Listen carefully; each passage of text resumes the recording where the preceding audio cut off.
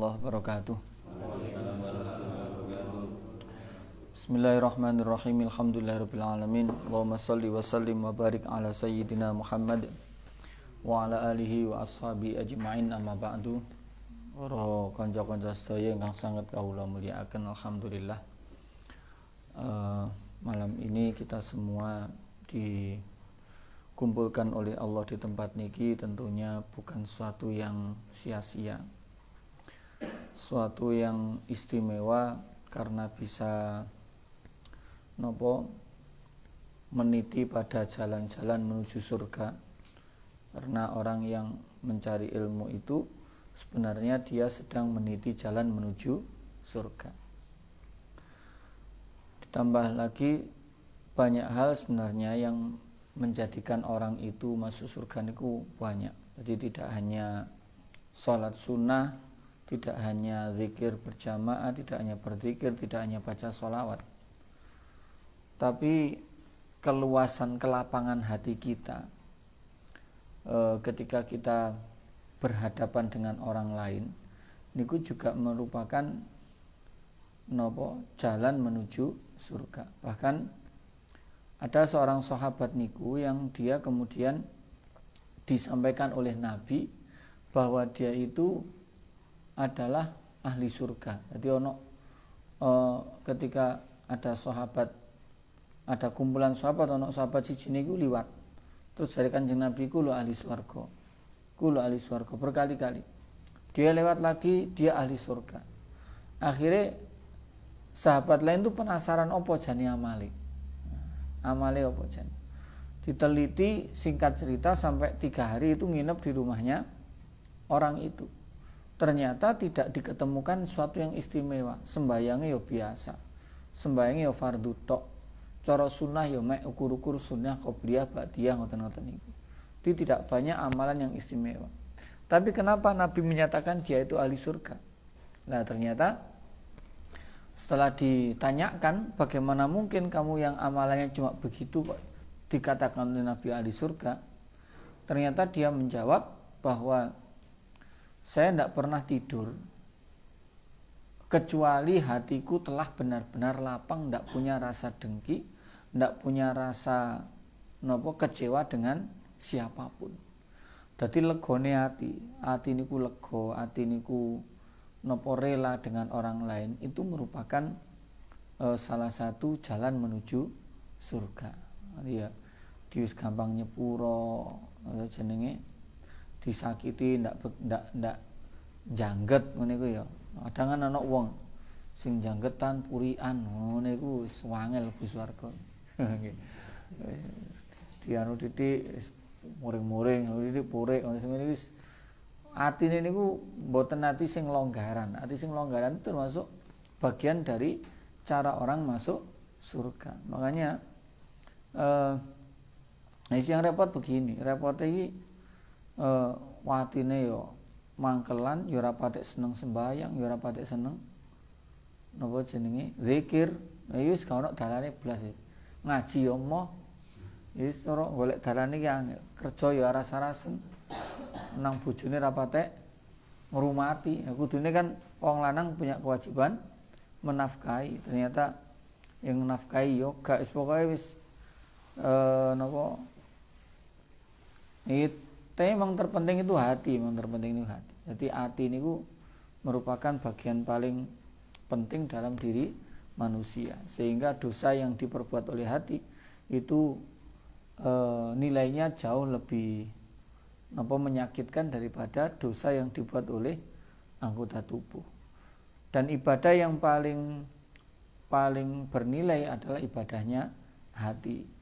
Makanya ketika ibadahnya hati itu bermasalah, maka sholatnya itu menjadi tidak sah, termasuk niat. Pun kita lanjutkan. Furudul ghusli, fardunya mandi. Jadi mandi, kalau kemarin kita membahas tentang tentang niki yang terakhir niku penyebabnya nggih. Apa yang menjadikan orang itu mandi, apa yang mewajibkan orang itu menjadi berkewajiban untuk mandi. Lah sekarang yang kita bahas bagaimana caranya mandi. Apa fardu-fardunya, apa yang harus dikerjakan ketika orang itu mandi. Fardunya mandi itu cuma dua. Yang pertama niat, yang kedua adalah meratakan air ke seluruh tubuh. Takmimul badani bilma, meratakan air ke seluruh tubuh. Jadi mek niat karo meratakan air ke seluruh tubuh. Niku fardunya mandi. Nah, kenapa harus ada niat? Ya karena memang ketika satu ibadah itu bersamaan dengan mempunyai keserupaan dengan kegiatan lain yang bukan ibadah, maka dibutuhkan adanya niat. Sehingga kalau ibadah itu tidak ada keserupaan dengan kebiasaan orang yang bukan ibadah, maka tidak perlu adanya niat. Kayak maca Quran gak ada niat, niku sudah cukup. Karena apa? Karena wong maca Quran mesti beda dengan orang baca koran atau orang baca WA, pasti beda. Makanya tidak butuh niat. Apalagi maca Quran apa nih? Gini mungkin. Kalau yang ada kesamaan dengan kebiasaan, kayak orang mandi itu kan dia meskipun junub atau tidak, orang itu pasti mandi. Lah makanya harus diberikan yang namanya niat itu untuk membeda. Terus kemudian kapan waktunya niat itu? Awalul huslin. Jadi awalul husli, pokoknya bagian mana saja yang dibasuh pertama itu adalah tempatnya niat. Misalkan ndase sik ya wis ndase ketika membasuh kepala langsung niat.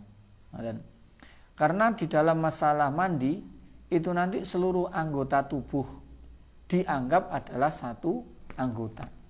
Dilek wudu lek beda, lek wudu kan ono muka, tangan, kepala, kaki. Untuk mandi itu ya satu tubuh itu seluruhnya adalah bagian yang wajib untuk dibasuh. Maka pokoknya bagian manapun yang dibasuh itu adalah waktunya niat. Sewesu sikil sik yo kena, tangan sik yo kena, ndas sik yo kena. Nah seperti itu sudah masuk dalam waktunya niat. Nah, lek misalkan jenenge di kolam renang atau mandi ini bendungan, is langsung plung niat, itu sudah cukup. Pun sekarang begini, ketika seseorang itu punya dua atau lebih kewajiban mandi, itu nanti bagaimana? Apakah cukup dia dengan satu niat? Misalkan dia misalkan wong wedok suci teko nifas, teko haid, durung sempat adus bojone kesusu. Langsung bras-bras ngono ya. Wis pokoke wis mandek tapi durung adus. Niku oleh napa mboten? Nah, seperti itu makruh. Ya. Di makruh. Ada yang mengatakan haram, ada yang mengatakan makruh. Kalau belum mandi kok terus sudah digauli. Karena yang dimaksud suci itu ada yang mengatakan ingqita'ul dam, terputusnya darah. Berarti ketika mandak itu disebut dengan suci. Ada yang mengatakan suci itu harus kalau sudah mandi. Nah, ya. Kalau yang mengatakan sudah mandi, berarti kalau belum mandi itu tidak boleh digauli. Kalau yang mengatakan ingqita'ud dam, kalau darahnya sudah berhenti, berarti sebelum mandi itu dia sudah boleh digauli. Nah, kalau orang misalkan punya dua kewajiban semacam itu, maka apakah cukup dengan satu niat saja? Satu niat saja. Misalkan saya berniat menghilangkan dua hadas gitu ya. Lah itu dua hadas besar itu sudah cukup. Di hadas karena napa? Jima, dan hadas karena terputusnya darah, dan karena suci dari haid. Atau misalkan orang laki-laki itu kalau jima kan sebenarnya dia punya dua hadas. Hadas yang pertama itu karena dia iltiqaul khitanain, jadi berhubungan badan itu. Yang kedua adalah keluar mani. Jadi itu sebenarnya kan dua hadas.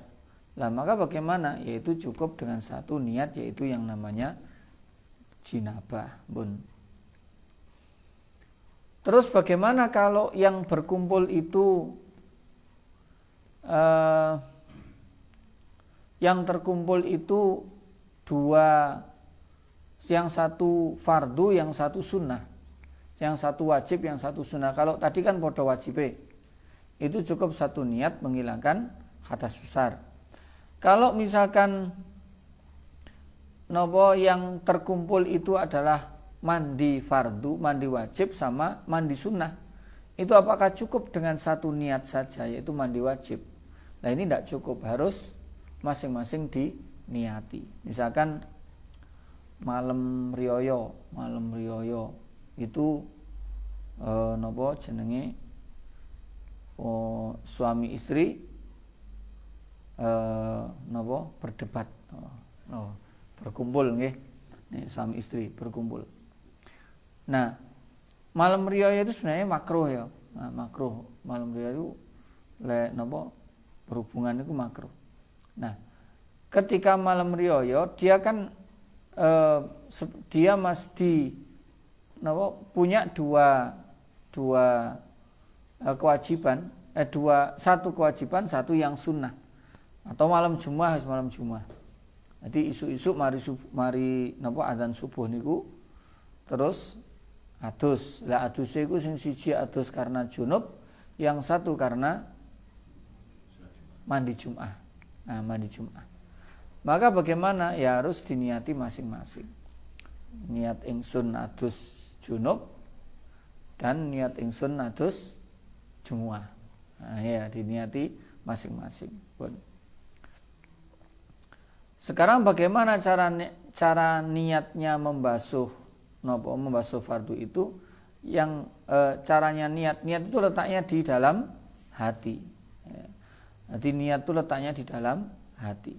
Terus mengucapkan niat hukumnya sunnah. At-talafut bin niat sunnatun. Jadi misalkan di niat itu yang utama ya, yang namanya niat ya yang di dalam hati. Kalau yang mengucapkan itu hukumnya adalah sunnah. Ya maka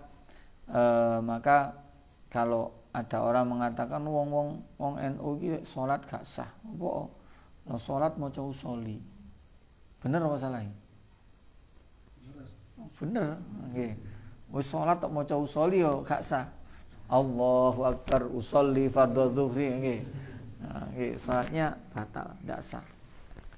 Nanti padha karo ngejak wong salat gak oleh, nggih. Wong salat kok dijak, nek gak oleh. Nah, itu kalimat-kalimat yang sebenarnya benar, tetapi kalau orang berpikir pendek itu langsung tidak terima, otak tidak langsung terima. Jadi niat itu di dalam hati. Jadi kalau bilang usolli sebelum sholat itu tidak masalah. Ojo meneh muni usolli, misuh lho ora apa-apa. Nggih. Arepe sholat misuh kan belum sholat.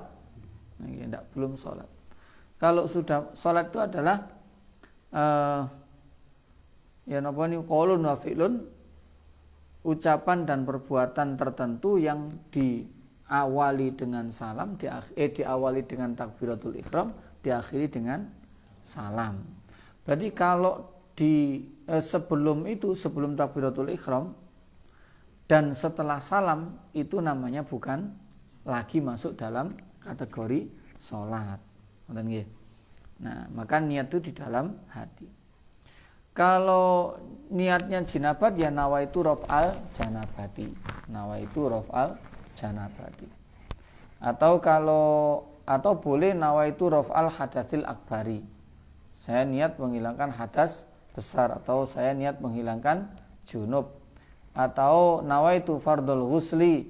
Saya niat mandi fardu. Atau saya berniat toharoh untuk sholat. Ya boleh begitu. Itu yang pertama masalah niat. Yang kedua, takmimul badani bil ma'i, meratakan air ke seluruh badan. Meratakan air ke seluruh badan. Fayata'ahadu al-mawadi alladhi yukhsha adamu wusul ma'ilaiha kal ibtaini wa ma'ati fil batni wal udhunain wa ma bainal fakhidain wa ma bainal ilyatain. Perlu diketahui ada hal bagian-bagian tubuh yang seringkali orang itu tidak teliti atau orang itu teledor di dalam membasuh, di dalam mandi. Seperti dua ketiak. Di ketiak kadang-kadang biur ngece fo niku, biur-biur kadang keleke sik garing. Nah itu yang perlu diperhatikan. Terus lempitane weteng. Nanti lek wong sing lemu kan akeh napa welute niku lho. Nah, kadang biur ngene iku, Dik, lempitan welut niku biasane sik garing. Jadi lek sing lemu ya kudu benar-benar dibuka. Ngoten. Terus di napa? Telinga. Jadi telinga itu harus dipastikan sampai lempitan-lempitan telinga itu benar-benar kena air. Terus di antara paha jenenge selangkangan niku nggih, biasane biur-biur ngoten niku ngrikune mboten kenekan. Niku terus mungkin kalau di wajah itu sering ndek ngene mriki, ndek ngene napa? Ndek ngene ketek niki kudu diperhatikan. Telinga napa? Nggih pokoke kulit-kulit sing kemungkinan ada tidak teranu itu harus diteliti betul. Itu seringkali tidak terbasuh, maka harus hati-hati. Karena kalau tidak basuh berarti tidak sah. Pun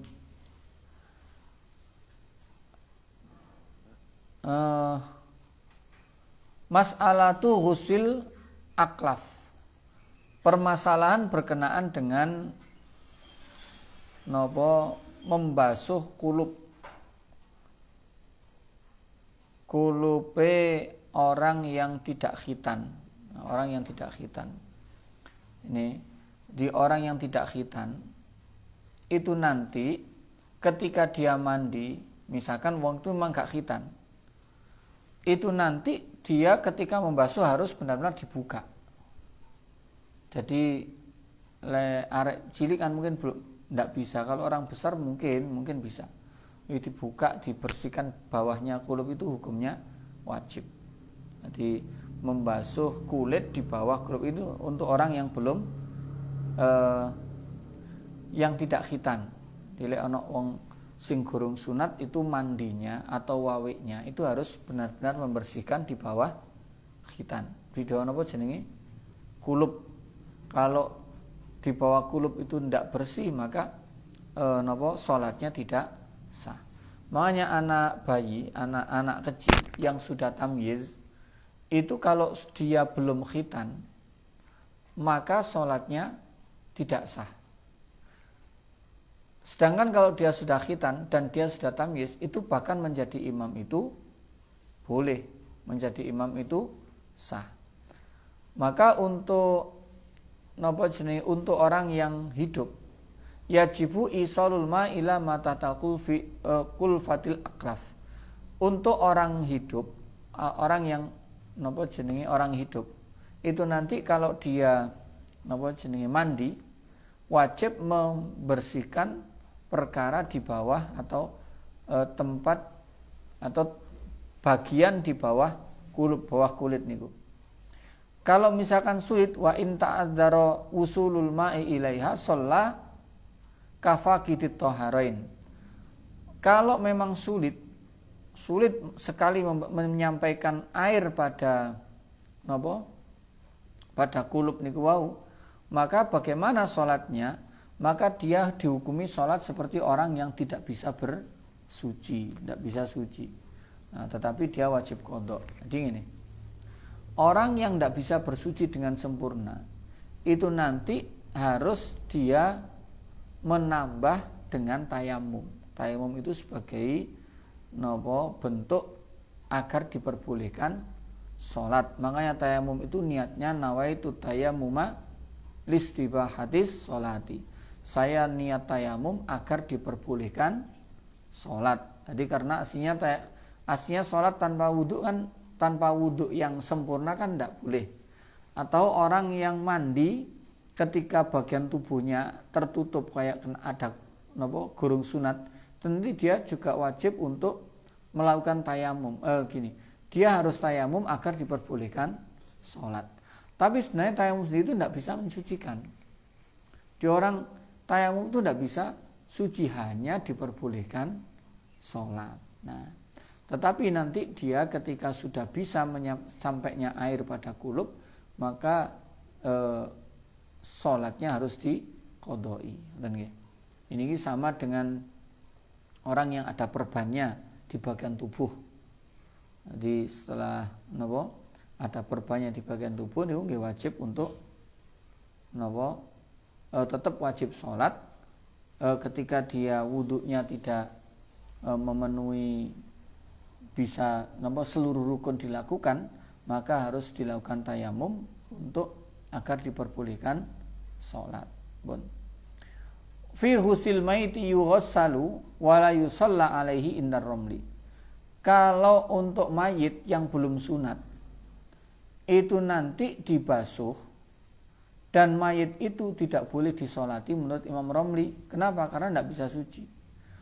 Wa yutayammamu ba'da ghuslihi wa yusalla alaihi inda Ibnu Hajar. Tapi menurut Ibnu Hajar, mayit tersebut setelah dimandikan ditayamumi baru kemudian disolati.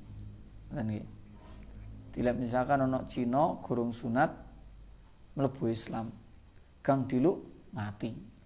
Nah, berarti kan dia nanti harus disolati karena dia muslim. Lah tapi karena dia belum sunat bagaimana? Gini habis dimandikan, ditayamumi kemudian disolati. Pun ngoten nggih.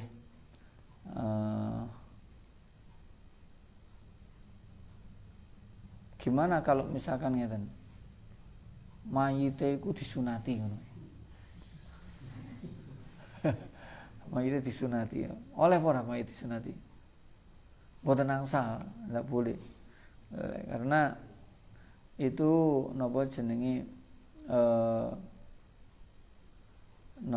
menyakiti mayit itu enggak boleh.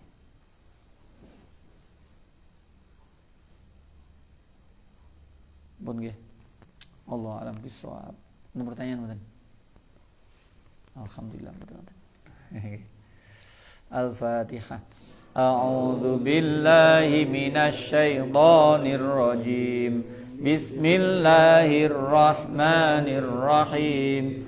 Alhamdulillahi rabbil alamin. Ar-Rahmanir Rahim. Maliki yaumiddin. Iyyaka na'budu wa iyyaka nasta'in. Ihdinas siratal mustaqim. Siratal ladzina an'amta 'alaihim ghairil maghdubi 'alaihim waladdallin. Rabbighfirli wa liwalidayya walil mu'minina amin. Subhanakallahumma wa bihamdik asyhadu an la ilaha illa ant astaghfiruka wa atubu ilaik. Assalamualaikum warahmatullahi wabarakatuh.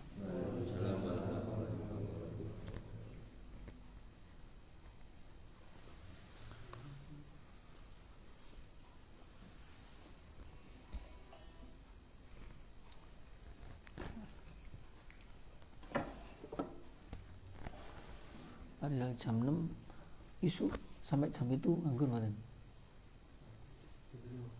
Benten.